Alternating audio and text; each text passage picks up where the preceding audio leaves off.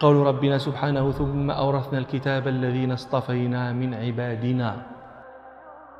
فنحن أمة الاصطفاء،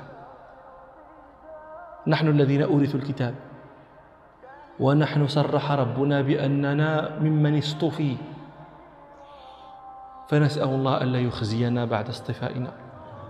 الكلام عن القرآن كلام ذو شجون، ولا سيما لكم. هذا كلمة أخصكم بها أنتم معشر الطلبة، معشر الذين بعضهم يحزن ويجد في نفسه أن أبويه لم يدخلاه المدرسة كما أدخل إخوانه وأدخله هو الكتاب، فهو أقلهم في الرتبة الاجتماعية.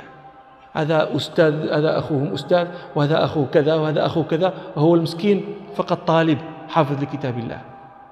من ظن هذا وقد جمع الله له القرآن في صدره فليحذر أن يسلبه، فليحذر أن يسلبه. شوفوا عباد الله، ربنا سبحانه أخبر أن هذا القرآن جمع لنا فيه هداه، وجمع لنا فيه رحمته، وجمع لنا فيه بشارته، فهل يرد على ربنا سبحانه ذلك كله؟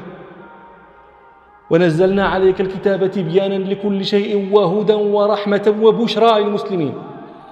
جمع لك الله في صدرك هذا كله هذا مجموع لك في صدرك.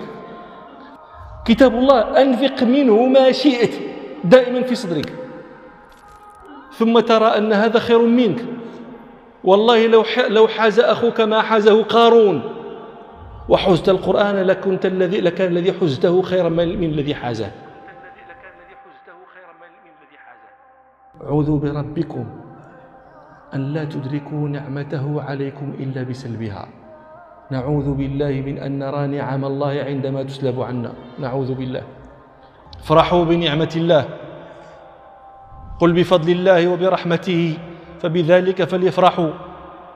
رحمة الله القرآن، فضل الله القرآن، ورحمته أن جعلنا من أهله. هذا فضل الله، هو خير مما يجمعون. هذا كتاب ربنا، نسأل الله تعالى أن يجعلنا من أهله. هذا كتاب ربنا، نسأل الله تعالى أن يجعلنا من أهله.